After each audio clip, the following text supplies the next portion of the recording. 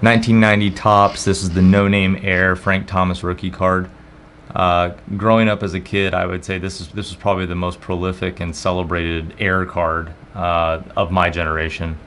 I'm coming up on 40 years old, and I was kind of in the mix of trading cards when this was really noted. I think it got celebrated years after its production, when it kind of surfaced that such a thing really did exist. Offered here as a Beckett 9. It's one of the finest copies in the world. These are becoming very, very hard to find. There just aren't enough of them to go around. It was an error that was corrected. There were not many of them made.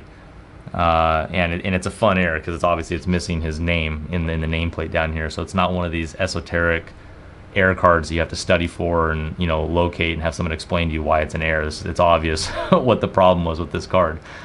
And certainly because it features Frank Thomas in his rookie year, and Frank Thomas is still one of the most recognized brands from the 90s. This is just a really great investment piece from the modern era.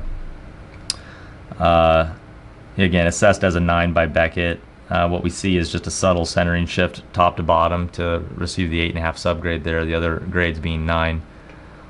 Go ahead and take a scan. Overall, it's very fresh, not a lot of signs of circulation. We see just the subtlest ticks of wear to this corner. That might be the only cause for the 9 grade and not a higher assessment.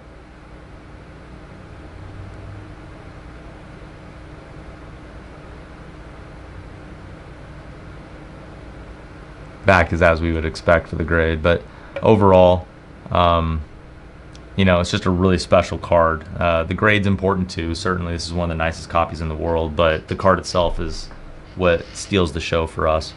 Definitely worth considering.